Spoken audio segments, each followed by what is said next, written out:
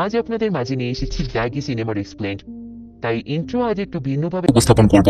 যেহেতু দাগি সিনেমা হলে চলছে, তাই গল্প যদি ভালো লাগে তাহলে অবশ্যই সিনেমা হলে দেখতে যাবেন, কারণ এই 14-15 মিনিটে পুরো সিনেমার ইমোশন কিন্তু তুলে ধরা যায় না, তা আপনারাও জানেন। আর যারা গল্প এড়িয়ে যেতে চাচ্ছেন তাদের দূরে থাকাই ভালো, কারণ এখানে স্পয়লার আছে। দয়া করে সবাই খারাপ কমেন্ট করা থেকে বিরত থাকবেন। যদি কেউ এক্সপ্লেন পছন্দ না করে থাকেন, দয়া করে ভিডিওটি স্কিপ করুন। গল্প শুরু হয় দাগি আসামি নিশানের জেল থেকে ছাড়া পাওয়ার মধ্য দিয়ে।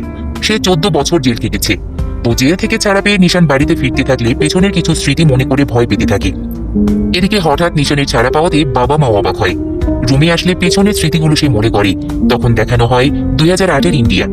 সেখান থেকে কোনো এক পণ্য বাংলাদেশে নিয়ে আসে নিশান। এতে 10 দিন ধরে দেখা না হওয়ায় গার্লফ্রেন্ড জেরিন রাগ করে। তো নিশান এসে জেরিনকে মানিয়ে নেয়। এরপর তারা প্রেম করতে গিয়ে ধরা খায়। তাই জেরিন বিয়ে করতে বলে। তো প্রায় ইন্ডিয়া যায় নিশান। এতে বারবার তাকে খুঁজে পায় না জেরিন। ওদিকে নিশান কাজ করে না বলে বাবাও তার উপর রাগ দেখায়। নিশান জানায় ব্যবসা করব। এর মধ্যে জেরিন নিশানের বাড়িতে আসে আর জানায় বিয়ে ঠিক করছে বাড়ি থেকে। এক ডেটও জানায় আর বলে এই ডেটে যেন তার বাবাকে বিয়ের প্রস্তাব দেয়। এরপরে আবার ইন্ডিয়া যায় নিশান। জেরিন তাকে খুঁজতে বন্ধু বাবুর কাছে যায়। বাবু জানায় আগরতলা গেছে। তো জেরিন নিশানের বাবার কাছে যায় নিশানকে খুঁজতে।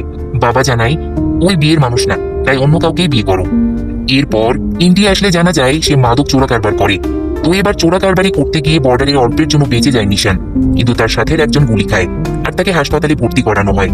নিশান দেশে ফিরে জেরিনকে খোঁজে। তাই তার বন্ধু বাবুর কাছে আসলে বাবু জানায় জেরিনের বিয়ে ঠিক হয়ে গেছে। তাই দৌড়ে জেরিনের কাছে আসে নিশান আর তাকে ইমোশনালি ব্ল্যাকমেইল করে।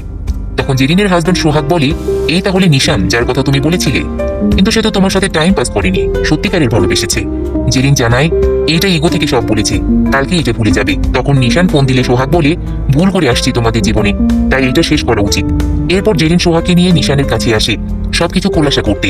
নিশান কথা বলার জন্য 5 মিনিট চাইলে জেরিন দিতে চায় না। সোহাগ কথা বলার অনুমতি দেয়।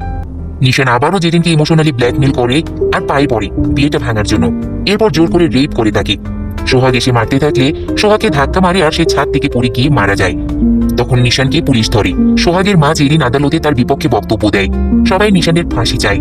এলাকার লোকজনও নিশানের বাড়ি পুড়িয়ে দেয়। এতে তার দাদি আগুনে মারা যায়। এই জায়গায় শেষ হয় ফ্ল্যাশব্যাক। প্রেজেন্টেতে নিশান বন্ধু বাবুর কাছে আসে আর জেলখানায় কিভাবে সে বদলে গিয়েছে সেটা তাকে বলে আর জানায় এই 14 বছর শুধু দোয়া করেছি সবাই যেন আমাকে মাফ করে আর সব আগের মতো হয়ে যায়। এরপর বাবুর কাছে জেরিনের খোঁজ নেয়।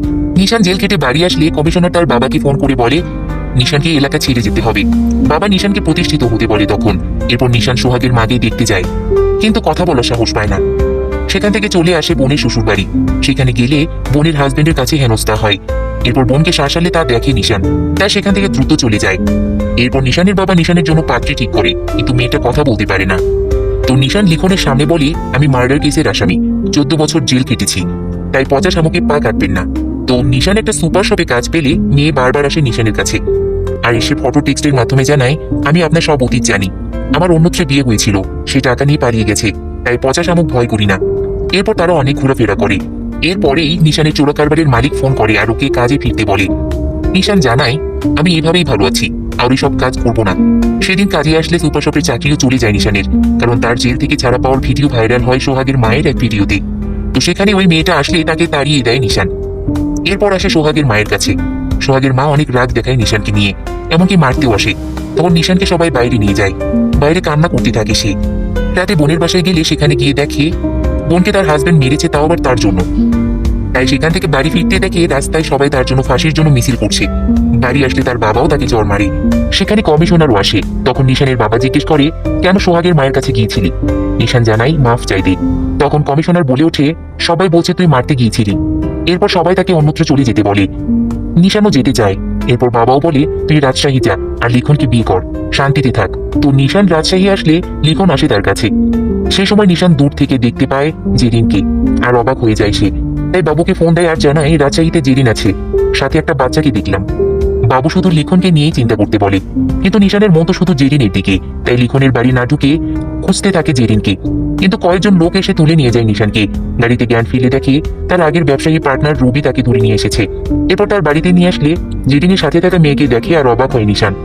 রবি জানায় ওইটা আমার সৎ মেয়ে, আমারও ছেলে আছে। তখন নিশান জেরিনকে আসতে দেখে। আর বুঝে ফেলে রবি তাকে বিয়ে করেছে। তো তার আগের কাজের মালিক রঞ্জিত নিশানকে ফোন দেয় আর বলে রবি বেইমানি করছে, তুই শুধু আমার হয়ে কাজ করবি, তাই রবির সাথে সব সময় লেগে থেকে আমাকে সব ডিটেইলস জানাবি।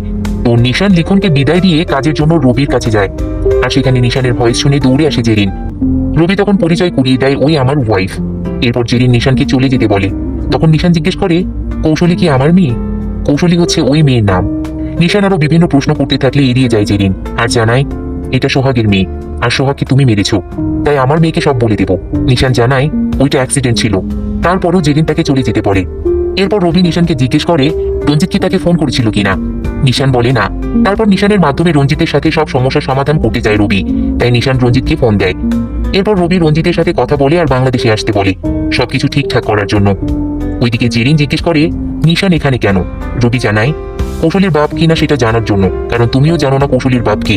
পরের দিন কৌশলী সাইকেল চালাতে শিখতে থাকলে সেখানে এসে হেল্প করে নিশান। একসময় সেখানে রবি এসে কৌশলীকে ব্যাট টাচ করতে থাকলে বাধা দেয় নিশান। এরপর কুশলীকে স্কুলে নিয়ে যাওয়ার দায়িত্ব পড়ে নিশানের, তাই নিশান নিয়ে যেতে থাকলে বিভিন্ন কথা বলে কুশলী। নিশান কুশলীকে একটা বাঁশি দেয় আর বলে ডাকলেই আমি চলে আসবো। এরপর নিশান কুশলীকে নিয়ে আসলে জেরিন বলে স্টাফরা বাড়ির বাইরে থাকে, ভেতরে না। জেরিন চলে যেতে বলে নিশান জানায় আমার যাওয়ার কোনো পথ নেই। কুশলী কেউ চায় না, কারণ দাগির সাথে কেউ থাকতে পারে না, আর আমার কেউ নেই কারণ আমি দাগি। কিন্তু এবার জীবনে বেঁচে থাকার আশা খুঁজে পেয়েছি, তাই প্লিজ এটা ছিনিয়ে নিও না, আমি কুশলীকে প্রোটেক্ট করব। এরপর কুশলীর সাথে সুন্দর মুহূর্ত কাটায় নিশান। তো নিশান বাবুকে ফোন করে বলে কুশলী আমার মেয়ে, কিন্তু সে তার মায়ের সাথেই থাকবে, আমি শুধু দূর থেকেই দেখবো, এতেই আমি খুশি। এর মধ্যে কুশলী তার দাদি অর্থাৎ সোহাগের মাকে ফোন করে বলে দাদি আমার নতুন বন্ধু হয়েছে, নাম নিশান। নিশানের কথা শুনে অবাক হয়ে যায় সোহাগের মা। তো একদিন জেরিন নিশানকে জিজ্ঞেস করে তোমাকে বারবার বলার পরেও আসলে না কেন? সেই দিন আসলে আজ এই দিন দেখতে হতো না। নিশান জানায় ভেবেছিলাম একটা বড় দান মেরে আসবো। এরপর আরো অনেক কথা জেরিনকে বলে। পরের দিন রবি নিশানকে নিয়ে রঞ্জিতের সাথে মিটিং করতে গেলে জেরিন জানায় ওই যেন আর না আসে বাড়িতে। এর মধ্যে কুশলীর দাদি এসে কুশলীর সামনেই বলে তোর বাপকে নিশান মেরেছে, ওই খুনি। ওইদিকে রবি রঞ্জিতকে আসলে মিটিং এ আনে মারার জন্য, তাই তো মুখোমুখি হলে স্নাইপার দিয়ে মারে রঞ্জিতের লোককে। এরপর রঞ্জিতকে মারতে থাকলে সে নদীতে লাফ দেয়। তো রঞ্জিতকে মারার ব্যাপারটা নিশানের উপর চাপিয়ে দেয় রবি। এরপর রবি বলে তোকে প্ল্যান করে এখানে এনেছি। তো নিশানকেও মারার চেষ্টা করলে নিশান নদীতে লাফ দেয়। তারপর কুশলীর খোঁজ করতে থাকে। ওইদিকে রবি যে রঞ্জিতকে মেরেছে তা উপরের মহলে সবাই জেনে যায়, তাই রবি ভয় পেয়ে যায় আর আন্ডারগ্রাউন্ড হতে উঠে পড়ে লাগে। কিন্তু সমস্যা বাদে জেরিন এবং তার বাচ্চা কুশলীকে খুঁজতে বের হওয়ার কারণে। ওইদিকে কুশলীকে রবির মেয়ে ভেবে রঞ্জিতের লোকজন তুলে নিয়ে যায়, যা দূর থেকে দেখে নিশান। ওইদিকে রঞ্জিত ফোন দেয় রবিকে আর বলে তোর পরিবারকে মেরে ফেলবো। সেজন্য পালানোর পথ খুঁজতে থাকে রবি। সেই সময় জেরিন আসলে জেরিনকে মারে রবি। তখন সেখানে নিশান আসে আর রবিকেই মারে, সাথে বলে রঞ্জিতকে দেওয়া টাকাগুলো দে। রবি দিতে চায়, সাথে নিজের ছেলের জন্য প্রাণ ভিক্ষা চায়। তো ছেলের মুখের দিকে তাকিয়ে রবিকে ছেড়ে দেয় নিশান, সাথে ছেলেকে বিদেশে যাওয়ার বন্দোবস্তও করে দেয়। এরপর জেরিনকে সাথে নিয়ে কুশলীকে মুক্ত করতে যায় নিশান। টাকা নিয়ে স্টেশনে আসলে নিশানকে ফোন দেয় রঞ্জিত। তো রঞ্জিত ভেবে নেয় তাকে মারার প্ল্যান নিশান করেছে। সেই সময় নিশান জানায় কুশলী আমার মেয়ে, রবি এসব কিছু করেছে, আমি টাকা নিয়ে আসছি। রঞ্জিত তখন জানায় টাকা নিয়ে আয় কুশলীকে ছাড়া, কিন্তু তুই বাঁচবি না। তো নিশান নিজের জীবন দিয়ে হলেও কুশলীকে বাঁচাতে চাইলে জেরিন জানায় কুশলী তোমার মেয়ে না। প্রথমে আমিও ভেবেছি কুশলী তোমার মেয়ে, তাই ডিএনএ করাই, কিন্তু ডিএনএ তোমার সাথে ম্যাচ খায় না। কথাটা শুনে কষ্ট পায় নিশান, বেঁচে থাকা সেই সম্পর্কটুকুও কিনা অন্যের। তারপর কিছুক্ষণ ভেবে নিশান সিদ্ধান্ত নেয় নিজের জীবনের বিনিময়ে হলেও কুশলীকে সে বাঁচাবে, তাই টাকা নিয়ে রঞ্জিতের কাছে আসে নিশান। এরপর রঞ্জিত নিশানকে গুলি চালাতে গেলে কুশলী পিস্তল সরিয়ে ফেলে। তো তখন সবার সাথে লড়তে থাকে নিশান, কিন্তু পেরে ওঠে না, মার খেয়ে আহত হয়ে যায়। তখন রঞ্জিত এসে জানায় তোর মেয়েকে ইন্ডিয়া নিয়ে যাব, সবাই তাকে ছিঁড়ে খাবে। এরপর কুশলীকে রঞ্জিত বর্ডার দিয়ে নিয়ে যেতে থাকলে নিশান সেখানে এসে আগুন জ্বালিয়ে দেওয়ার মধ্য দিয়ে প্রতিরোধ করে। তারপর বিজেপির গুলিতে সবাই মারা গেলে কুশলীকে নিয়ে জেরিনের কাছে ফিরে আসে নিশান। এরপর সেও ঢলে পড়ে, কারণ একটা গুলি তার বুকেও লাগে। সেই সময় নিশান জেরিনের কাছে মাফ চাইতে থাকলে মাফ করে দেয় জেরিন। সোহাগের মা একটা ভ্যান নিয়ে আসে তখন নিশানকে হাসপাতালে নিয়ে যাওয়ার জন্য। তখন বোঝা যায় সোহাগের মাও নিশানকে মাফ করে দিয়েছে। তো সুন্দর সব মুহূর্ত দেখতে দেখতে মৃত্যুর কোলে ঢলে পড়ে নিশান। সেই সাথে শেষ হয় দাগি সিনেমা।